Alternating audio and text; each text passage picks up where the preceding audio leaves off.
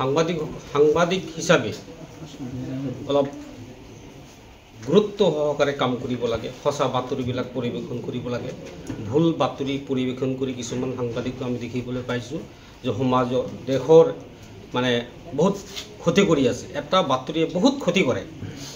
বাতৰিবিলাক অলপ চিন্তা ভাৱনা কৰি কৰিব লাগে।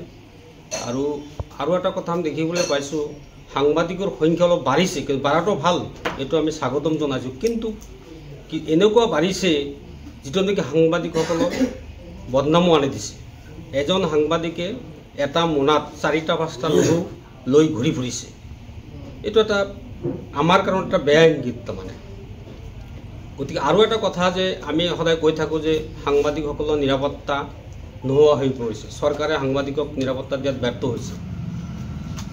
এইটো ঠিক, কিন্তু ব্যৰ্থ বুলি আমি ক'ব নোৱাৰি। ব্যৰ্থ আমি সাংবাদিকসকলেই আমি হৈছোঁ। আজি যদি কুকিলা সাংবাদিক সন্থাৰে কোনোবা এজন সদস্যৰ যদি কিবা এটা নিউজ কৰিবলৈ গৈ কিবা অঘটন হৈছে, চাব যে বাকী সাংবাদিকসকল সেই সাংবাদিকৰ বিৰুদ্ধে ছ'চিয়েল মিডিয়াত লাগি গৈছে। তাৰমানে গতিকে সাংবাদিকৰ বিৰুদ্ধে এনেকুৱা পৰ্যায়লৈ গৈছে। আৰু আমাৰ আৰক্ষী বিষয়া ডাঙৰীয়া আৰু এটা কথা কৈছে যে এই বাতৰি পৰিৱেশনৰ ক্ষেত্ৰত আচলতে সাংবাদিক আৰু আৰক্ষী এটা মুদ্ৰাৰ ইপিটিপিটি অলপ মিল থাকিব লাগে। বাতৰি পৰিৱেশনৰ ক্ষেত্ৰত আজি যদি কিবা এটা আমাৰ এই মানিকপুৰ আৰক্ষী থানা এলেকাত কিবা এটা ঘটনা হৈছে, সেই ঘটনাটো হয়তো আৰক্ষীৰ লোক আমি এটা তথ্য পাইছোঁ আৰক্ষীৰ লোক জড়িত আছে ইয়াতে। আমি সেই আৰক্ষীৰ লগত যোগাযোগ নকৰাকৈ সেই বাতৰিটো আমি পৰিৱেশন কৰি দিলোঁ। লাষ্টত দেখা গ'ল যে সেইটোত আৰক্ষীৰ লোক কোনো জড়িত নহয়। গতিকে এনেকুৱা এটা ভুল বাতৰি পৰিৱেশন কৰি আমি সমাজত এটা বেয়া এটা মানে আমি মেছেজ দি দিওঁ। আৰু এনেকুৱা পৰিৱেশ হৈ যায়, মিছা এটা বাতৰি আমি সাংবাদিকসকলে আমি পৰিৱেশন কৰি দিওঁ। আৰু সেই বাতৰিৰ ওপৰত ভিত্তি কৰি ধৰক আমাৰ বঙাইগাঁৱত এছ পি ডাঙৰীয়াই মানিকপুৰ আৰক্ষীক সেইটো তদন্ত কৰিব দিলে। সেইটো 2-3 তদন্ত কৰাৰ পিছত শেষত গৈ দেখা পালে সেইটো জিৰহন্য।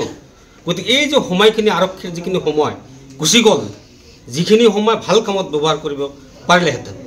গতিকে এই ক্ষেত্ৰতো আমি সাংবাদিকসকলে অলপ নজৰ ৰাখিব লাগিব। আমি সন্মান কেনেকৈ পাম? নিজৰ সন্মান নিজে গঢ়ি ল'ব লাগিব। সন্মান এনেই যাচি আমি বা ক'ৰবাৰ পৰা আমি মাতি আনিব নোৱাৰিম। আমি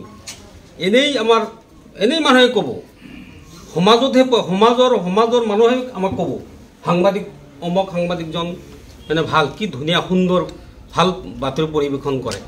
এই লাহে লাহে এজন সাংবাদিকৰ যিটো জীৱনৰ যিটো গঢ়, সেইটো সমাজত সেইটো গঢ়ি উঠিব। তাৰমানে আৰু যদি আমি সদায় বেয়া নিউজ, অমকৰ স্বামী স্ত্ৰীৰ লগত কিবা কাজিয়া হৈছে, সেইটো আমি বাতৰি পৰিৱেশন কৰি দিলোঁ।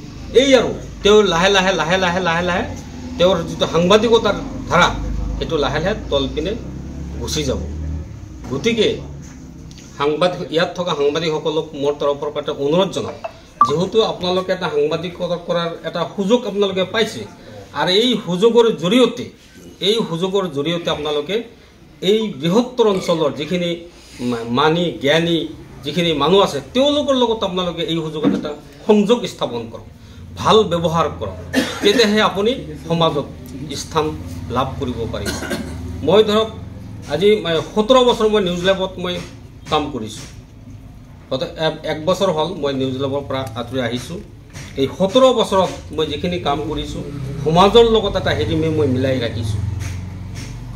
সমাজৰ লগত এটা মিলাই ৰাখিছোঁ, যাতে কোনেও যাতে বেয়া পাব নোৱাৰে। যিবিলাক বাতৰি মই পৰিৱেশন কৰিছোঁ, আপাততো মানুহে ক'ব লাগিব যে আব্দুল হাই এটা কি ধুনীয়া বাতৰি পৰিৱেশন কৰিছে।